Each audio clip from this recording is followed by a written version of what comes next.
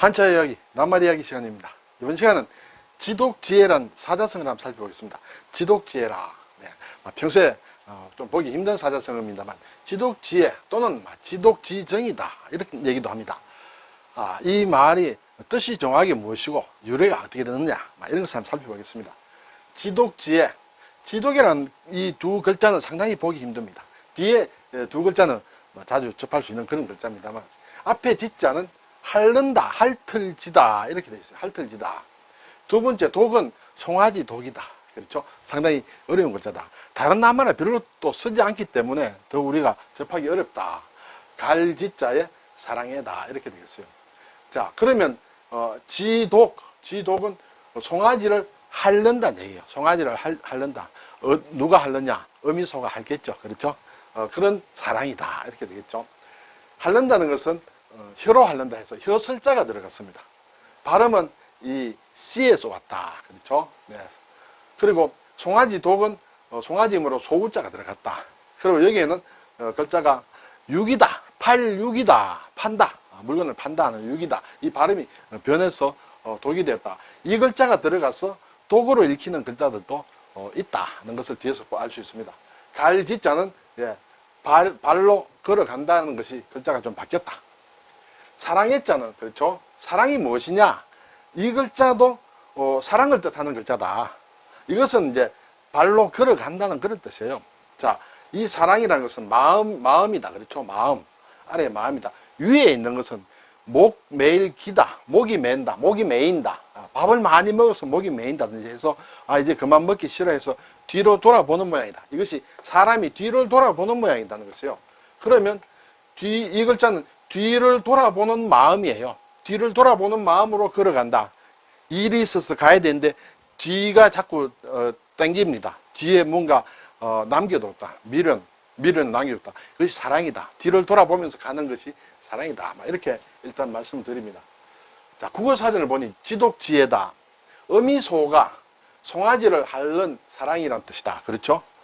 그래서 이것은 결국 자식에 대한 어버이의 지극한 사랑을 비유적으로 지독지혜를 한다. 천하 못생긴 것이 제 자식을 사랑하는 버릇이지만 지독지혜인지 모르나 내 자식 놈으로 말해도 제법 재주도 있고 하는 것이 현진건의 무영탑에 나온다고 합니다. 이것은 다른 말로 줄여서 지독이라고도 한다. 송아지를 핥는다. 또는 지독지정이다. 그렇죠? 정이나 애나. 그리고 연독지정이다. 이 연자는 조금 보기 힘듭니다만 이것도 핥는다. 그런 뜻이에요. 같은 뜻이다. 자, 앞에서 이런 설명을 드렸습니다. 어미소가 송아지를 핥는 사랑이라는 뜻으로 자식에 대한 어버이의 지극한 사랑이다. 근데 조금 방향을 바꿔보면 비슷합니다만은 어미소가 송아지를 핥아주며 귀여워하듯 어버이가 제 자식을 사랑하는 것이긴 한데 자식을 너무 사랑해서 사랑하는 나머지 훈육을 게을리해서 장래를 그르친다. 이 말이 나온 데는 이러한 뜻도 있다. 아버지가 자식을 잘 가르쳐야 되는데 잘 가르치지 못해서 결국은 장래를 그르쳤다. 그것 하나의 교훈으로도 볼 수 있다. 그러면서도 물론 자식을 깊이 사랑하는 것을 가르쳐서 지독지혜를 한다.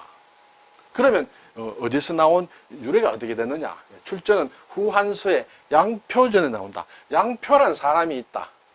양표의 아들이 양수다. 아들이 양수다. 자, 중국의 삼국시대에 말하자면 위나라에 조조가 있습니다. 조조가 있고 유비가 있고 그렇죠. 송건이 있고 이렇게 세 나라가 이렇게 싸운다. 그때 조조의 부하인 책사라고 할 수 있는 양수가 있었는데 양수가 굉장히 똑똑합니다. 자, 우리가 잘 아는 계륵이란 고사가 있다. 계륵. 전에 우리도 살펴보았습니다만 이 계륵 고사와 관련해서 조조가 양수를 결국 죽이게 됩니다. 자, 왜냐하면 지금 유비와 조조가 한중을 놓고 중국의 아주 중요한 지역이다. 한중을 놓고 서로 쟁탈전을 벌이고 있는데 만만치 않습니다. 지금 조조의 마음은 이거 안 되겠다. 돌아가야 되겠다. 그런데 가야 될까 말아야 될까 진퇴를 고민하고 있어요. 그런 도중에 어느 날 식사 시간에 말하자면 닭이 나왔습니다. 닭죽이 나왔다. 자, 닭을 먹이면서 조조가 한 말이 참 계륵이야 이렇게 얘기를 합니다. 계륵이다. 계륵이라는 것은 먹기도 그렇고 버리기도 그렇다. 그렇죠? 그런 식의 계륵이다. 그때 양수가 조조가 한 말, 계력이란 말 듣고, 아, 우리 성상께서 퇴각을 결심하셨구나. 이렇게 생각하신 거예요.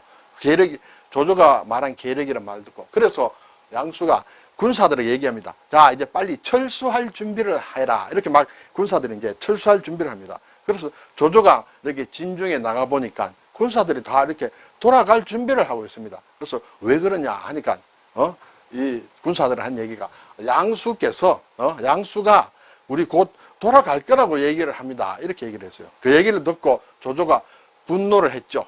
노하기도 하면서 양수가 너무나 자기의 마음을 잘 읽는 것이에요. 그래서 결국은 그대로 둬서는 안 되겠다 싶어서 이제 말하자면 제거한다. 그래서 죽인다는 것이에요. 자, 양수가 처형을 당하니까 그 아버지 양표가 마음이 어떻겠습니까? 굉장한 상심으로 몸이 바짝 말랐습니다. 그래서 조조가 묻습니다. 양표에게. 양공께서는 어찌 수척해지셨습니까? 하고 묻습니다. 그래서 양표가 한 답이 너무나 부끄럽습니다. 제가 아들을 잘못 키웠다. 일제 같은 선견지명이 없어서 그저 늙은 소가 송아지를 핥아주는 사랑만 품고 있었다. 제가 아들 양수를 잘못 키웠습니다. 이렇게 얘기합니다. 일제는 뭐냐? 일제는 누구냐 하면 흉노 사람인데 한나라 무제, 한무제가 흉노를 쳐서 포로로 잡아온 사람입니다. 그런데 일을 너무 잘해서 한무제가 상당히 일제를 출세를 시킵니다. 그런데 일제에게 아들이 있는데 그 아들들도 한무제가 굉장히 총애를 합니다. 너무 총애를 하니까 일제의 아들이 버릇이 없어지고 또 궁녀를 건드리고 막 이렇게 잘못합니다. 그래서 일제가 자기 아들을 죽여버립니다. 죽이고 나서 한무제가 묻습니다. 왜 당신 아들을 죽였느냐? 그러니까 여차여차해서 자식이 너무나 방자하게 커서 제가 말하자면 죽였습니다. 이렇게 해서 한무제가 이해를 했다 합니다. 자기는 양표는 일제처럼 양수를 미리 훈육을 잘 해야 되는데 못했어. 결국은 자기 아들이 죽는 지경까지 이르렀다는 것을 한 말이 사랑만 품고 있었다. 훈육을 제대로 못했다. 해서 지독주의란 말이 나왔다. 이렇게 되겠습니다. 네. 자, 글자를 볼까요? 지가 핥는다 했습니다. 혀로 빤다 또는 빤다 이런 얘기예요. 노우지도 지독지와 같은 말이다. 늙은 소, 그렇죠. 어미소가 송아지를 핥아준다 그런 뜻이다. 그리고 노우 지독지혜다 다 같은 말이죠. 자, 서과피지다. 이 지자를 쓴 낱말이 별로 없습니다. 서과피, 서과라는 것은 수박을 얘기합니다. 자, 서쪽 서역에서 전해져 온 말하자면 과는 이제 오이가 되죠. 막 그런 종류다 해서 수박을 서과라 합니다. 그 껍질이다. 수박 껍질을 핥는다 하는 그런 말을 한자로 서과피지다. 연홍지치다. 예, 연도 핥는다 했습니다. 핥는다. 옹은 종기를 얘기한다. 종기를 핥아서 빨아준다. 그리고 치는 이제 치질이다. 치질을 또 핥아준다. 아주 온갖 아부를 다 하는 것을 연홍지치라고 한다. 지치덕거다. 예, 지치덕거. 치질을 핥아주고 수레를 얻는다는 그런 뜻이다.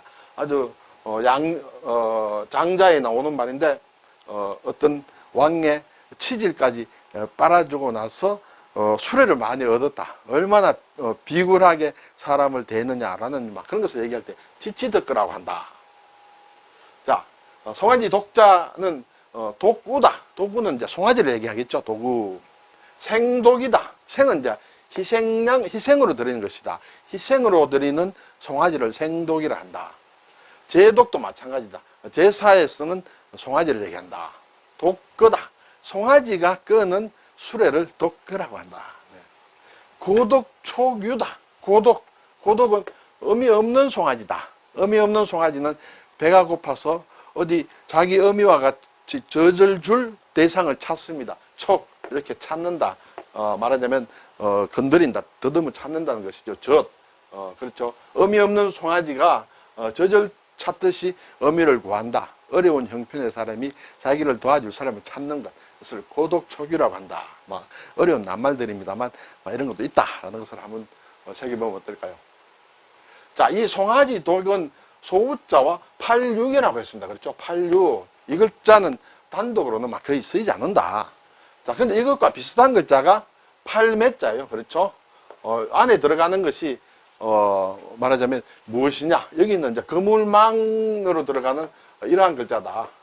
근데 여기에는 넉사자 모양이다. 그렇죠? 이렇게 된다. 이것이 사실은 다르다. 사실은 다르지만은, 이렇게 쓰는 경우도 있다. 특히 다른 글자와 합쳐서 새로운 글자를 만들 때, 원래는 이것이 86이 다 들어간다. 여기 다 86이 들어간다. 그런데, 경우에 따라서 8매자로 쓰기도 한다. 하는 것을 말씀드립니다. 삼수를 붙이면 도랑을 얘기한다. 도랑둑이다. 또는 더럽힌다. 도랑은 좀 더럽다. 그렇죠? 그래서 모독한다. 모독한다. 나를 모독하지 마라. 독직을 한다. 독직 사건이 일어났다. 공무원이 이렇게 나쁜 짓을 하는 것을 독직을 한다. 8매자 들어간 것은 매매다. 매출이다. 이런 많이 쓰죠. 그리고 말소문을 붙이면 읽을 독이에요. 독서를 한다. 해독을 한다. 그렇죠. 또 이렇게 조각편을 쓰면 편지를 뜻한다. 그렇죠? 편지독이다. 간독이다 하는 것은 편지를 뜻하기도 하고, 편지를 적는 옛날에 대나무 같은 것을 얘기하기도 한다. 독서다. 편지와 책이다. 또는 편지글을 얘기한다. 실사를 붙이면 잊는다는 뜻이에요. 이을속이다. 연속이다. 계속이다. 조개표를 붙이면 속바친다. 죄를 갚게 하는 것을 속바친다 하죠. 속죄를 한다. 예. 속죄를 한다. 죄를 사하여 주는 것. 무엇을 바치고 죄를 사함받는 것을 속죄라고 한다. 그것을 대신해 주는 것을 대속이라고 한다. 대속이라고 한다. 그렇죠? 네. 자, 오늘 지독지혜. 예, 지독이란 글자는 별로 잘 쓰지 않습니다만, 한 번 정도 보고, 이렇게, 익혀도 괜찮다 생각이 듭니다. 지독지혜. 일본에서는, 이 갈지자를 뭐뭐쓰이라는 뜻의 노라고 합니다. 그렇죠? 노. 이것을 뭐뭐쓰이 이런 뜻이다. 그렇죠? 이렇게 많이 쓴다. 중국에서는, 독자가, 그렇죠? 독자의 오른쪽에 있는 86자 모양이 이렇게 된다. 이것은 86도 이렇게 되고 8매자도 이런 모양으로 바뀐다. 그리고 사랑의 자도 이렇게 모양이 아래쪽에 모양이 버두자로 이렇게 퉁쳤다. 이렇게 볼 수 있습니다. 네, 오늘 지독지혜라는 사자성어를 한번 살펴보았습니다. 부모가 자식을 사랑하는 것은 좋지만은 또 잘못 훈육을 안 해서 너무 사랑에만 빠져서 이렇게 일을 그르치는 그런 경우도 있다는 것을 이 사자성어에서 배울 필요가 있다. 그런 생각이 듭니다. 감사합니다.